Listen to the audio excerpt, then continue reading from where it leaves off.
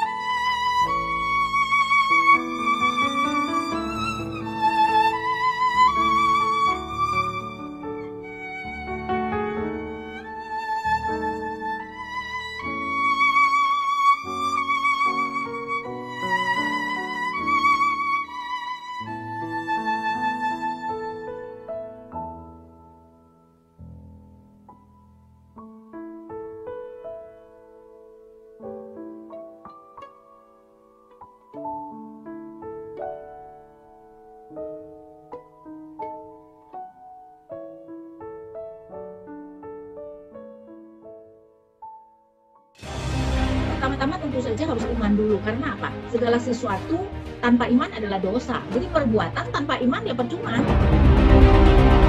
Kalau saya bilang sih seharusnya kita harus menyadari bahwa segala sesuatu yang terjadi itu kan adalah di dalam pemeliharaan Tuhan. Karena itu kita sebagai orang Kristen harus mengkreditkan apapun yang terjadi adalah Tuhan sedang menuntun kita.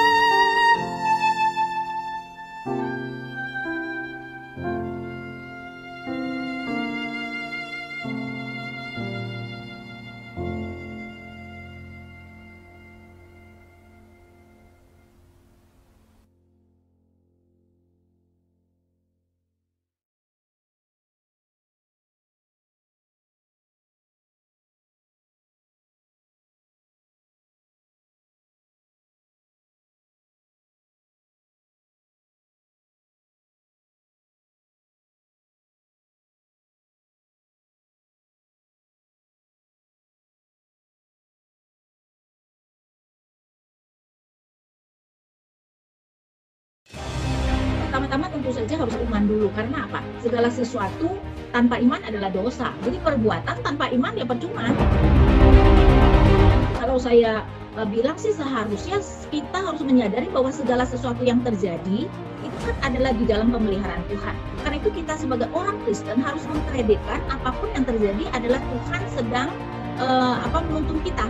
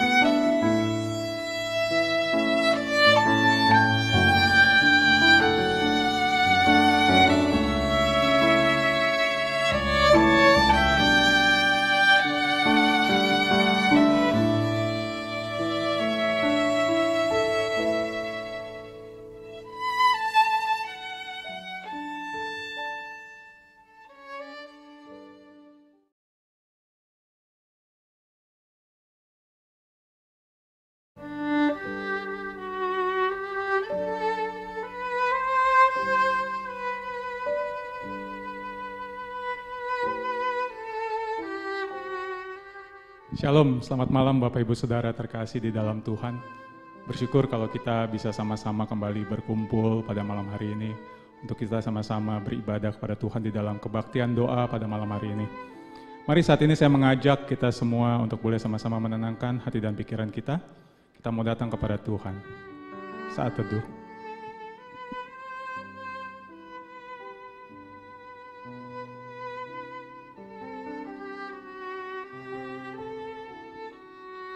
Mari kita berdoa.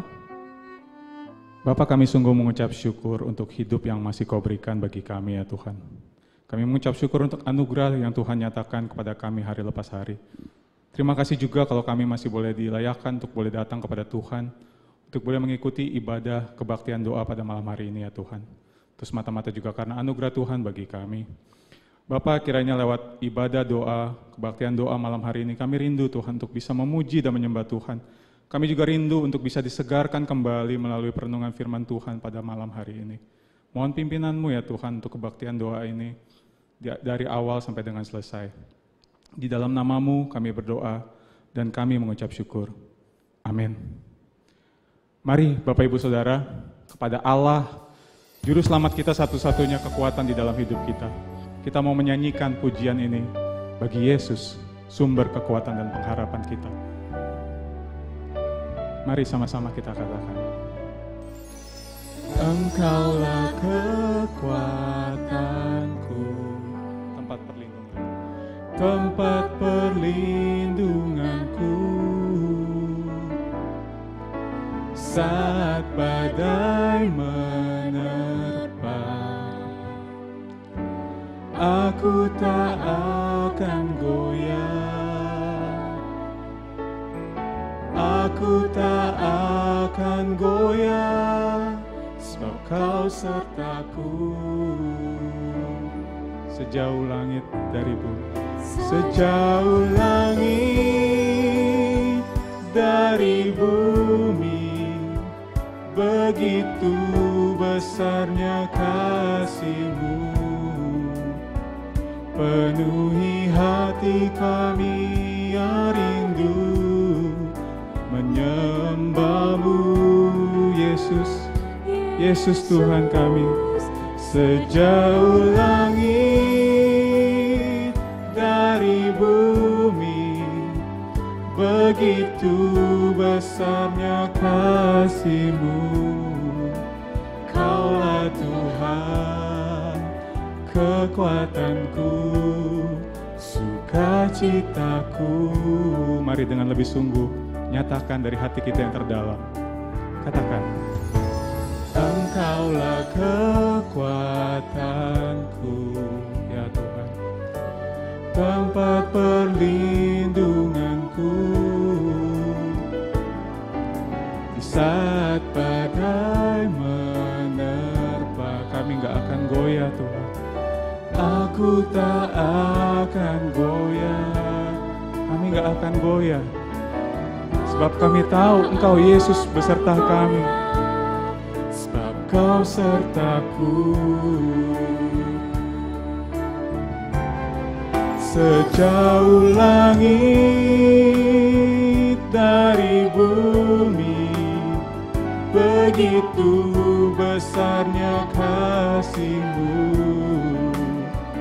Penuhi hati kami yang rindu menyembah-Mu,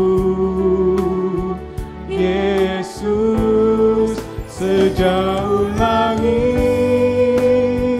dari bumi, begitu besarnya kasih-Mu. Kaulah Tuhan, kekuatanku, sukacitaku. Sekali lagi, sejauh langit dari bumi, begitu besar kasih-Mu bagi kami ya Tuhan. Dari bumi, begitu besarnya kasih-Mu. Penuhi hati kami yang rindu menyembah-Mu, Yesus. Sejauh langit dari bumi, begitu besarnya kasih-Mu. Kaulah Tuhan, kekuatanku, sukacitaku. Ya benar, hanya Kau ya Tuhan, satu-satunya kekuatan dan sukacita kami. Kekuatanku, sukacitaku. Amin. Mari saat ini sama-sama kita menaikkan doa ucapan syukur kita. Pertama kita berdoa, mengucap syukur atas pemeliharaan Tuhan di dalam hidup kita. Kalau kita masih bisa melewati hari demi hari di tengah segala situasi yang ada ini, kita percaya itu juga semata karena kekuatan yang Tuhan berikan bagi kita. Kita juga mohon penyertaan dan kekuatan daripadanya senantiasa untuk dimampukan menjalani hari demi hari ke depan juga bersama dengan Dia. Mari kita berdoa. Bapa, kami mengucap syukur ya Tuhan untuk penyertaan dan pemeliharaan Tuhan di dalam kehidupan kami. Kalau kami masih bisa melewati hari demi hari ya Tuhan, di tengah kondisi yang mungkin boleh kami katakan enggak mudah ini ya Tuhan. Tapi kalau kami dimampukan untuk bisa melewatinya, itu juga semata-mata karena anugerah Tuhan, hanya kemurahan Tuhan yang memampukan kami ya Tuhan. Terima kasih ya Tuhan. Kami juga senantiasa memohon penyertaan dan pimpinan-Mu Tuhan, dan juga kekuatan yang daripada-Mu untuk terus menjalani kehidupan ke depan ya Tuhan. Tanpa Tuhan kami mau katakan kami enggak akan mampu melewatinya ya Tuhan.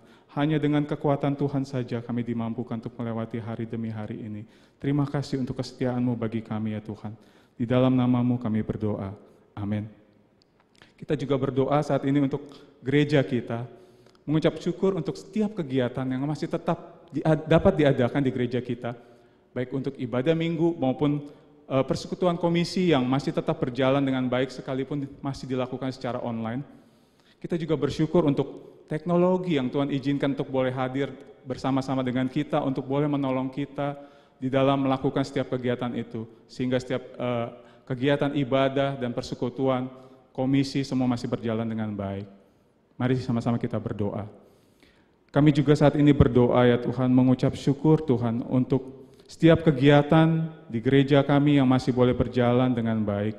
Semua juga karena kemurahan Tuhan. Terima kasih untuk ibadah setiap minggunya yang masih dapat kami ikuti, untuk setiap kegiatan persekutuan komisi yang masih dapat kami ikuti, walaupun secara online, tapi kami mengucap syukur Tuhan kalau kami masih dapat mengikutinya.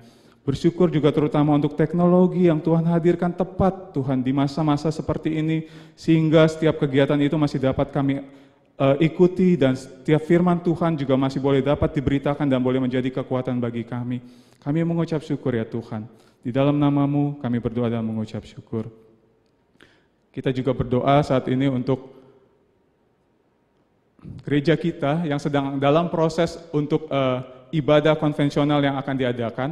Kita berdoa untuk hamba Tuhan, untuk para majelis dan juga seluruh tim yang terlibat agar kiranya dapat mempersiapkan segala sesuatunya dengan baik, tidak ada yang terlewat. Mari sama-sama kita berdoa. Kami juga saat ini berdoa ya Tuhan untuk gereja kami di dalam persiapan untuk ibadah konvensional yang akan dijalankan sebentar lagi mungkin Tuhan. Kami berdoa Tuhan untuk setiap persiapan yang dilakukan, kiranya boleh dapat dipersiapkan dengan baik. Berdoa untuk setiap hamba-hamba Tuhan, untuk para majelis dan juga seluruh tim yang terlibat Tuhan dalam persiapan ini, kiranya juga dapat mempersiapkannya dengan baik. Tuhan tolong pimpin dengan hikmat daripada Tuhan untuk dalam mempersiapkan setiap hal-hal yang dibutuhkan terkait dengan persiapan ibadah konvensional ini ya Bapa. Terlebih lagi untuk setiap hati kami ya Tuhan, untuk memasuki ibadah konvensional. Di dalam nama-Mu kami berdoa. Amin. Kita juga berdoa untuk gereja-gereja saat ini yang mungkin nggak seberuntung gereja kita, kalau mereka masih berjuang untuk bisa dapat melakukan ibadah, mereka masih bergumul untuk bisa melakukan ibadah, mereka masih terkendala dengan biaya mungkin, dengan alat, ataupun dengan sumber daya yang ada. Kita berdoa kiranya Tuhan boleh menolong gereja-gereja ini untuk juga boleh dapat beribadah satu waktu nanti. Mari sama-sama kita berdoa. Kami juga saat ini berdoa ya Tuhan untuk gereja-gereja yang lainnya Tuhan. Dimanapun gereja-gereja ini berada yang mungkin masih berjuang, bergumul untuk boleh mengadakan ibadah. Mereka mungkin terkendala secara biaya, mereka mungkin mengalami kendala secara alat ataupun sumber daya. Bapa, kami mohon belas kasihan Tuhan untuk gereja-gereja-Mu ya Tuhan, yang ada di seluruh Indonesia ataupun dunia Tuhan yang masih bergumul untuk mengadakan ibadah ini. Mohon Tuhan tolong ya Tuhan, untuk mereka dapat juga beribadah satu waktu nanti ya Tuhan. Di dalam nama-Mu kami berdoa dan mengucap syukur. Amin. Ya, sebentar lagi kita sama-sama akan mendengarkan firman Tuhan yang akan disampaikan oleh Lause Yulia. Mari saat ini kita datang kepada Tuhan. Kita nyatakan kerinduan kita untuk boleh dipenuhi oleh firman Tuhan. Mari bersama katakan. Tuhan penuhiku dengan firman-Mu. Ya Tuhan. Tuhan penuhiku dengan firman-Mu. Hidupku bagai bejana, ku bawa ke sungai-Mu. Tuhan penuhiku dengan firman-Mu. Ya, ini kerinduan kami ya Tuhan, penuhi kami dengan firman-Mu. Tuhan penuhiku dengan firman-Mu. Tuhan penuhiku dengan firman-Mu. Hidupku bagai bejana, ku bawa ke sungai-Mu. Tuhan penuhiku dengan firman-Mu.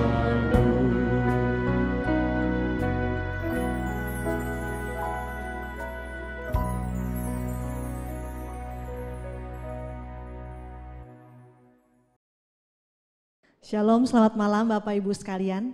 Mari sebelum kita merenungkan firman Tuhan pada malam hari ini, kita mengambil waktu doa sejenak.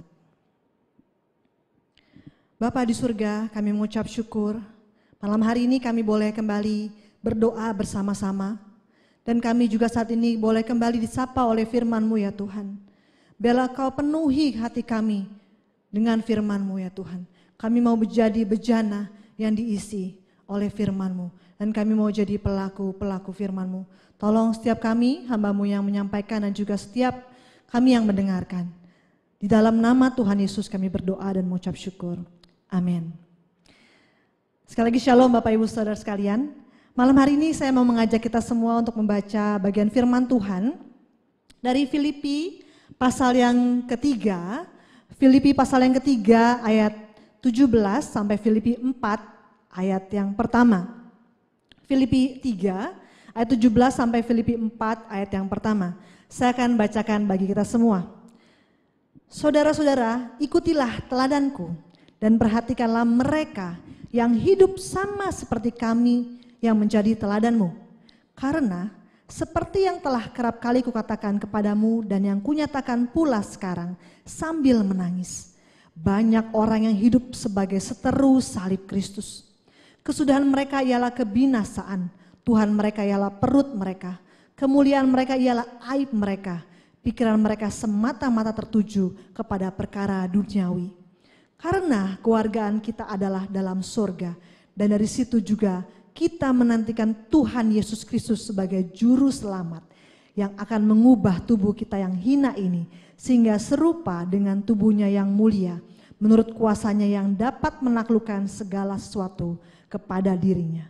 Karena itu, saudara-saudaraku yang kukasihi dan yang kurindukan, sukacitaku dan mahkotaku, berdirilah juga dengan teguh dalam Tuhan, hai saudara-saudaraku yang kekasih. Demikian jauh pembacaan firman Tuhan, saudara-saudara. Saudara-saudara, sebelum beberapa tahun yang lalu ya, sekitar mungkin 10 tahunnya lebih yang lalu, sebelum saya akhirnya memutuskan menjadi hamba Tuhan masuk sekolah Alkitab, saya adalah seorang guru TK, Bapak Ibu Saudara.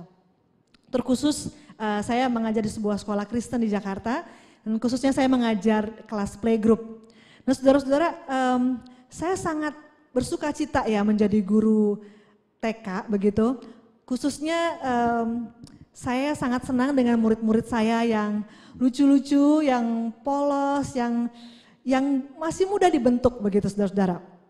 Saya ingat beberapa kali saya mendengar cerita-cerita, bahkan melihat kejadian-kejadian lucu dalam kelas saudara-saudara. Ada juga orang tua murid yang memberitahu saya kejadian-kejadian yang dilakukan oleh murid-murid saya di rumah. Salah satunya mereka sering sekali mengikuti apa yang saya lakukan dalam kelas dan mereka melakukannya di rumah saudara-saudara. Jadi mereka minta mamanya, ayo mama duduk ya di sini, saya sebagai miss-nya, mama sebagai muridnya, dan mereka mulai mengajar dan melakukan apa yang saya lakukan dalam kelas. Dan gak jarang juga saudara-saudara, mereka bahkan meminta kepada orang tua mereka untuk membelikan jepitan rambut ataupun bahkan kadang-kadang sepatu yang saya atau rekan saya pakai di sekolah saudara-saudara. Jadi mereka itu melakukan apa yang saya lakukan, bahkan yang saya pakai begitu saudara-saudara di sekolah. Nah, waktu mendengar kisah ini, itu membuat saya tersenyum dan terharu saudara-saudara. Bahkan kadang-kadang mereka mendoakan orang tua mereka yang sedang sakit atau punya masalah seperti saya lakukan di sekolah. Wah, saya terharu saudara-saudara mendengar cerita tersebut atau melihat itu dalam sekolah. Mereka benar-benar menjadikan saya teladan mereka, bahkan juga rekan-rekan guru saya yang lain dijadikan panutan bagi mereka di usia mereka yang masih kecil ini. Saudara-saudara, sungguh anak-anak kecil ini mereka membutuhkan model contoh teladan untuk mereka ikuti dan mereka senang sekali untuk melakukannya. Tapi saya rasa bukan cuman anak-anak ya saudara-saudara. Saya rasa semua orang membutuhkan teladan. Semua orang, anak-anak ataupun orang dewasa, mereka membutuhkan panutan. Teladan hidup bukan? Di dalam hidup ini menjalani kehidupan, khususnya di dalam dunia yang telah jatuh dalam dosa ini. Nah, tua, muda, semuanya membutuhkan teladan saudara-saudara.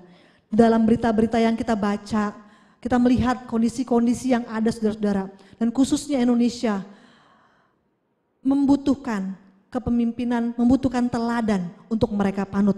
Karena dikatakan berita-berita yang saya lihat, Indonesia mengalami krisis kepemimpinan. Anak-anak muda, mereka mengalami krisis kepemimpinan, krisis keteladanan. Mereka hidup sembarangan, banyak terjadi bullying, perundungan terjadi di mana-mana, tawuran, free sex, kecanduan alkohol, pornografi, dan banyak sekali kehidupan yang tidak sesuai dengan yang seharusnya. Mereka tidak memiliki panutan. Bahkan di dunia politik, mereka melihat, kita semua melihat, banyaknya para politikus mereka juga menjadi aktor-aktor korupsi, keluar masuk penjara, mereka tidak menjadi panutan. Belum lagi juga terjadi banyak di gereja-gereja yang terjadi konflik sampai akhirnya harus terpecah. Dan juga banyak konflik-konflik integritas lainnya. Kita semuanya kehilangan panutan. kita semuanya kehilangan teladan. Lalu pertanyaannya saudara-saudara, di manakah orang-orang yang dapat kita temui sebagai teladan? Apakah hari ini kita cukup memiliki orang-orang, bahkan anak-anak Tuhan yang dapat kita jadikan teladan hidupnya? Apakah ada orang-orang yang dapat berkata kepada orang lain, mari ikuti teladanku, mari ikuti teladanku. Ataukah sebagai umat Tuhan kita hari ini, apakah kita sudah menjadi teladan bagi orang-orang di sekitar kita? Nah saudara-saudara, dari teks yang kita baca tadi, Paulus meminta jemaatnya untuk mengikuti teladan hidupnya saudara-saudara. Pada waktu itu dan juga bukan hanya teladan hidupnya tapi juga teladan hidup orang-orang kudus lainnya yang sudah mengikuti teladan hidupnya juga. Kalau kita lihat jemaat Filipi tergolong jemaat yang baik ya saudara-saudara ya. Dalam surat ini banyak kita lihat ungkapan sukacita dari Paulus. Namun kita juga lihat bahwa dalam jemaat tersebut beredar pengajaran-pengajaran yang tidak benar. Sehingga mereka diminta untuk hati-hati seperti khotbah dari GI Samuel pada minggu yang lalu. Sehingga dalam konteks dekat kalau kita baca ayat yang tadi kita baca tadi, Paulus sedang meminta mereka bahwa kehidupan mereka itu dalam proses pengudusan, saudara-saudara. Seumur hidup mereka itu mereka dalam proses pengudusan. Sehingga Paulus meminta dalam proses ini, marilah ikuti teladan darinya.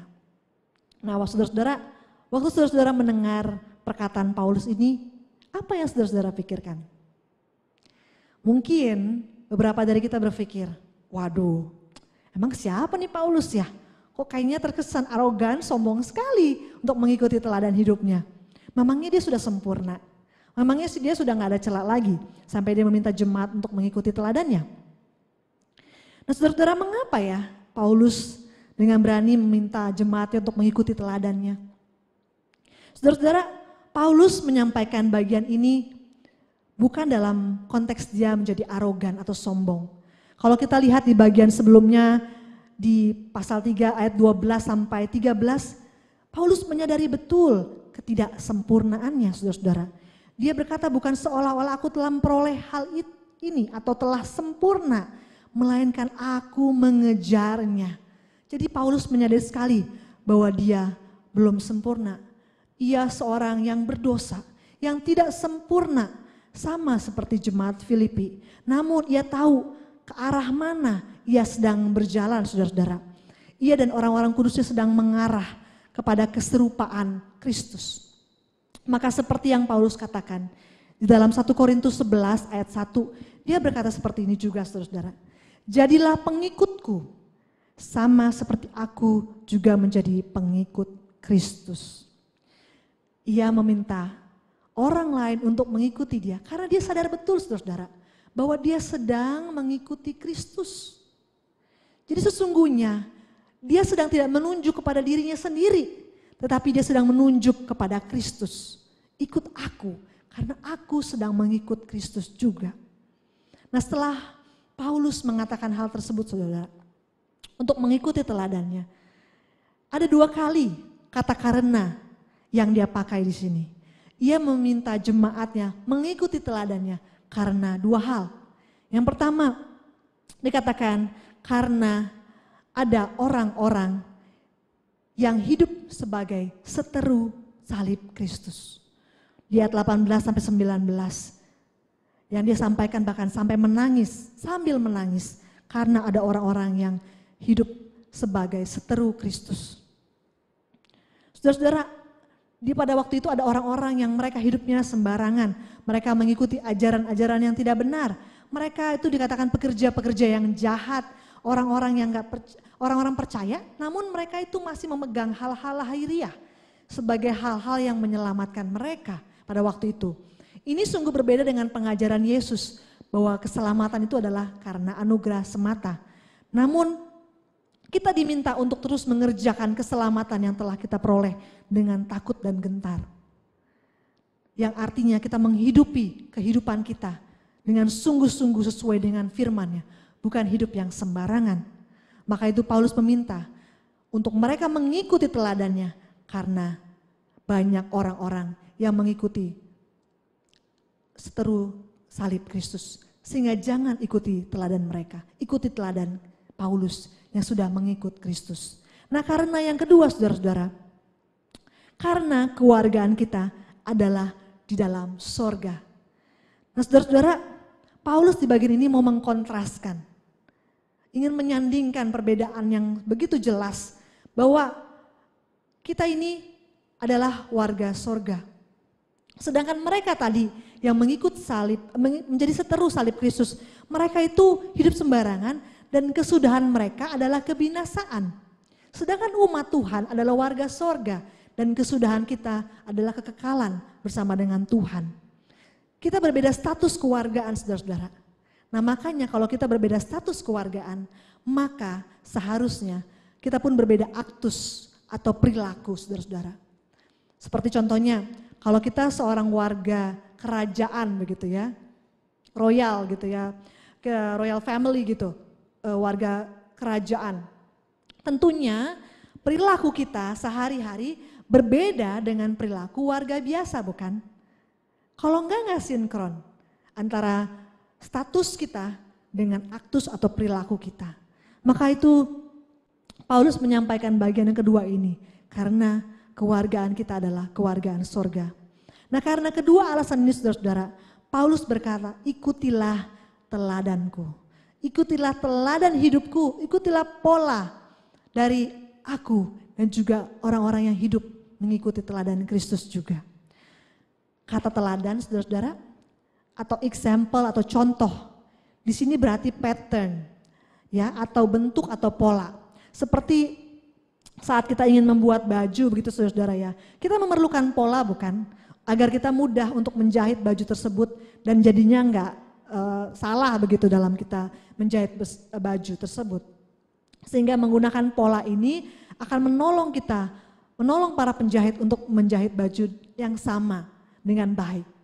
Saya ingat beberapa waktu yang lalu saudara-saudara, waktu di awal pandemi terus kemudian kita diminta untuk pakai masker kain ya saudara-saudara ya. Saya sempat mencoba untuk menjahit masker saudara-saudara dengan tangan saya sendiri. Nah sayangnya saudara-saudara, waktu itu saya jahit gak pakai pola. Saya langsung aja, saya ambil kain, saya gunting, saya jahit begitu ya. Nah alhasil saudara-saudara bisa tebak apa yang terjadi dengan beberapa masker saya. Jadinya beda-beda saudara, ada yang kekecilan, ada yang kegedean dan sebagainya. Acak-adul pokoknya saudara-saudara ya. Nah akhirnya juga gak bisa dipakai begitu. Karena saya gak menggunakan pola dengan baik saudara-saudara. Nah seperti itu juga kehidupan kekristenan kita. Kita perlu melihat pola hidup dari orang-orang yang telah menjalani hidup menurut Kristus, menurut firman Tuhan. Nah saudara-saudara, saya teringat akan apa yang disampaikan oleh dosen saya, Ibu Rahmiati. Beliau suka mengingatkan bahwa pada waktu kita mengikut Kristus, ya, tadinya kita mengarah kepada kebinasaan, kita kepada hal-hal duniawi mau kita. Tapi waktu kita mengikut Kristus kita berbalik arah. Kita ke arah Kristus, kita sudah ke arah kekekalan. Kewargaan kita sudah surgawi. Nah sehingga waktu kita menjalani kehidupan kita, kita berada dalam track ini saudara-saudara. Dalam proses pengudusan ini. Ya dengan melakukannya dengan takut dan gentar. Kita menjalani proses pengudusan yang kita tahu arahnya kemana. Nah saudara-saudara, waktu kita menjalani perjalanan ini, dalam track ini saudara-saudara, dalam sebuah pertandingan ini, seperti yang Paulus sering katakan, kita tidak sendirian saudara-saudara. Kita enggak sendirian. Banyak orang yang sedang berlari dalam pertandingan ini saudara-saudara. Mereka adalah orang-orang kudus juga sama seperti kita, umat pilihan Tuhan. Di antara mereka mungkin ada yang lebih dewasa rohani daripada kita. Namun juga mungkin ada yang lebih muda pertumbuhan imannya dibandingkan dengan kita. Namun mereka semua berjalan ke arah yang sama. Kita juga diingatkan oleh minggu lalu ya saudara ya. 2 minggu lalu khotbah Musa Petrus mengenai kita gereja adalah tubuh. Kita bersama-sama adalah tubuh Kristus. Bersama-sama sedang berjalan dalam proses pengudusan ini. Lalu apa implikasinya saudara-saudara? Kalau kita tahu kita nggak sendirian nih dalam proses pengudusan ini. Nah implikasi yang pertama yang kita harus perhatikan adalah mari kita sama-sama meneladani Kristus. Mari sama-sama dalam track ini kita meneladani Kristus, sang sulung itu, kepala gereja itu. Kita mengikuti teladannya karena Kristus sudah menjadi teladan bagi kita semua di dalam hidupnya. Yang penuh dengan ketaatan, dia mengikuti perintah Bapa. Dan yang begitu karena kasih yang besar itu, dia mau menjalani kehidupan untuk menebus dosa setiap kita. Saudara-saudara mungkin ingat ya, ada sebuah slogan yang cukup beken begitu ya, yang cukup familiar di antara kita umat Kristen, yaitu WWJD, WWJD, atau What Would Jesus Do? Itu ada di aksesoris Kristen biasanya ya, di gelang atau di mana, di kalung begitu, stiker. Nah, slogan ini ingin mengingatkan kita bahwa setiap kali kita mau melakukan sesuatu kita ingat ya, kira-kira what would Jesus do? Kalau di dalam situasi seperti kita, apa yang akan Kristus lakukan? Apa yang Kristus lakukan jika dia dalam posisi kita sekarang? Waktu Kristus mengalami cobaan, hinaan mungkin dari teman, tekanan, apa ya yang Kristus akan lakukan? Waktu Kristus mengalami masalah, apa ya yang Kristus lakukan? Semua hal ini tentunya kita akan ketahui kalau kita hidup sesuai dengan firman-Nya, membaca firman-Nya, mengenal pribadinya. Bagaimana ya Kristus menanggapi hal-hal seperti ini? Disitulah kita akan mengerti akan Kristus. Kita bisa menadani hidup Kristus kalau kita terus belajar dari firman-Nya. Maka implikasi yang pertama saudara, mari kita mengikuti teladan Kristus yang sulung itu, sang kepala gereja. Nah yang kedua saudara-saudara, kalau kita tahu kita sedang berjalan bersama-sama dengan umat Tuhan lainnya, mari saudara, contohlah teladan orang-orang kudus lainnya. Seperti yang tadi saya sampaikan ilustrasinya, seperti kita dalam sebuah pertandingan lari saudara-saudara. Waktu kita berlari di dalam pertandingan itu, dalam sebuah track itu saudara-saudara, kita mungkin akan lihat, wah ada nih orang yang larinya lebih cepat dari kita. Oh ada nih yang larinya, kok bisa ya dia konstan sekali nafasnya ya. Kok dia gak ngos-ngosan seperti saya. Ada yang kok sepertinya lebih stabil dan sebagainya. Kita bisa belajar dari pelari-pelari yang lain. Atau juga kita bisa belajar dari kesalahan mereka. Oh iya ya, kalau gak pemanasan dulu nih sebelum lari bisa ankle nih dan sebagainya. Jadi dengan melihat, mencontoh teladan hidup orang-orang kudus lainnya, kita bisa belajar dari mereka. Mereka menjadi teladan bagi kita. Mereka adalah orang-orang yang dewasa rohaninya, lebih daripada kita. Mungkin mereka adalah hamba-hamba Tuhan, atau mungkin tokoh-tokoh Kristen lainnya yang hidup sesuai dengan firman Tuhan. Mereka, kita dapat contoh, ajaran mereka yang baik, dapat kita contoh. Tetapi selain itu saudara-saudara, kita juga dapat mencontoh bagaimana mereka hidup di dalam keluarga mereka, di dalam masyarakat mereka. Namun saudara-saudara, waktu kita melihat, kita meneladani orang-orang kudus lainnya. Ingatlah satu hal saudara-saudara. Kita semua ini sama-sama sedang dalam proses berlari bersama. Dalam proses pengudusan ini saudara-saudara. Sehingga ketika teladan-teladan kita ini melakukan kesalahan. Mereka mungkin jatuh saudara-saudara. Ingatlah bahwa mereka juga masih dalam pertandingan yang sama dengan kita. Sehingga janganlah kecewa. Janganlah menjadi kecewa dengan Tuhan, kecewa dengan mereka, atau meninggalkan Tuhan. Ingatlah bahwa kita sedang bersama-sama berlari. Doakan mereka, support mereka, untuk mereka bisa kembali lagi berlari bersama-sama dengan kita dalam track ini. Mereka adalah rekan-rekan seperjalanan dengan kita saudara-saudara. Tapi kita bisa mengikuti contoh, teladan orang-orang kudus lainnya. Itu implikasi yang kedua. Dan yang terakhir implikasinya adalah, jangan lupa saudara-saudara, marilah jadi teladan. Jadilah teladan untuk umat Tuhan lainnya dan juga bagi dunia ini.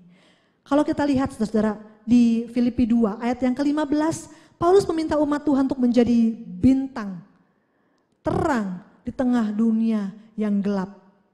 Ini artinya kita menjadi contoh teladan bagi dunia yang kehilangan arah, dunia yang nggak tahu nih harus bagaimana. Mereka nggak tahu ikutin siapa saudara-saudara. Hari ini kita bisa lihat dunia ini bingung. Khususnya para generasi muda saudara-saudara. Mereka kehilangan contoh, mereka kehilangan teladan panutan hidup. Banyak dari mereka, mulai dari keluarga mereka nggak bisa lihat nih, mana yang harus saya contoh. Banyak dari mereka, waktu mereka pikir, oh ya di keluarga saya gak dapat contoh. Mereka ke sekolah mereka, di sekolah mereka juga gak dapat contoh teladan. Orang-orang yang mengasihi mereka, pendidik-pendidik yang mengasihi mereka. Bahkan mereka waktu mereka masuk ke dunia politik, ke gereja, mereka juga gak menemukan contoh. Akhirnya mereka mencari contoh, panutan bagi mereka sendiri. Dan tidak jarang, akhirnya mereka terjebak dalam pergaulan yang salah, saudara-saudara. Hari ini, apakah kita umat Tuhan berani berkata kepada sesama kita, kepada dunia ini, contohlah teladanku. Apakah kita berani berkata demikian, saudara-saudara? Atau kalaupun kita tidak berkata demikian, marilah dari hidup kita memberikan contoh teladan untuk orang-orang, saudara-saudara seiman kita. Dunia ini melihat bagaimana kita hidup. Bagaimana seharusnya anak-anak Tuhan itu hidup. Kalau kita lihat saudara-saudara, dari survei yang ada, menunjukkan bahwa pengaruh yang paling besar dari pertumbuhan anak-anak, bahkan pertumbuhan kerohaniannya adalah keluarga mereka, orang tua mereka, khususnya para bapak. Maka itu mari jadilah teladan bagi keluargamu. Mari jadilah teladan bagi lingkunganmu. Jika saudara adalah para pelajar, mari jadilah teladan bagi teman-teman sekolahmu, teman-teman di kampusmu. Kalau engkau adalah seorang pengusaha atau pekerja, profesional, para pelayan Tuhan, mari jadilah teladan bagi orang-orang di sekitar kita. Apapun peran kita, saudara-saudara. Kiranya Kristus dinyatakan di setiap tempat, di setiap peran yang ada. Saudara-saudara, hidup meneladani Kristus dan juga saling memberi teladan akan sangat efektif kalau kita berada dalam sebuah komunitas orang-orang percaya.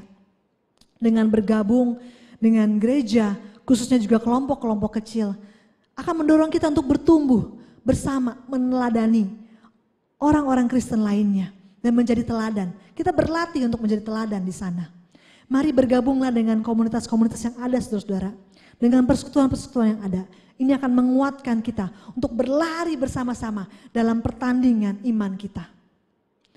Saudara-saudara, hari ini dunia membutuhkan teladan. Mereka membutuhkan Kristus. Dan mereka dapat melihat Kristus dari kehidupan kita, umat percaya. Kalau Paulus dengan berani meminta jemaatnya untuk mengikuti teladannya, karena ia tahu, ia terlebih dahulu mengikuti teladan Kristus. Dia tidak menuju kepada dirinya sendiri, ia menuju kepada teladan Kristus, saudara-saudara. Kristus yang sulung, sang anak Allah itu, sudah terlebih dahulu menjadi teladan bagi kita semua. Ia telah membuka jalan agar kita dapat datang kepada Bapa dan hidup menurut kehendaknya, saudara-saudara. Maka itu, marilah kita mengikuti teladan Kristus dan hiduplah mengikuti teladan orang-orang percaya lainnya. Dan jadilah teladan bagi orang-orang lain. Kiranya Tuhan menolong kita semuanya untuk hidup menurut firman-Nya. Amin. Mari kita berdoa. Bapa di surga, terima kasih, kami mengucap syukur. Kami telah melihat teladan Kristus, sang sulung, sang kepala gereja itu. Sehingga hari ini kami boleh menjadi anak-anak-Mu ya Tuhan. Terima kasih ya Tuhan juga untuk orang-orang percaya lainnya yang Tuhan telah topang hidupnya. Sehingga kami boleh melihat contoh-contoh dari para hamba-hamba Tuhan. Tokoh-tokoh Kristen lainnya yang telah hidup mendahului kami. Dan hidup taat bahkan sampai mati mereka. Dan kami boleh melihat iman mereka ya Tuhan. Saat ini tolong setiap kami untuk kami boleh menjadi teladan bagi dunia ini. Menjadi teladan bagi keluarga kami, bagi sekeliling kami, bagi teman-teman kami ya Tuhan. Ya Allah Roh Kudus, tolong setiap kami. Terima kasih ya Tuhan untuk firman-Mu yang kembali menegur kami, menguatkan kami, menopang kami. Di dalam nama Tuhan Yesus kami berdoa dan mengucap syukur. Amin. Demikian kebaktian doa pada malam hari ini. Tuhan Yesus memberkati.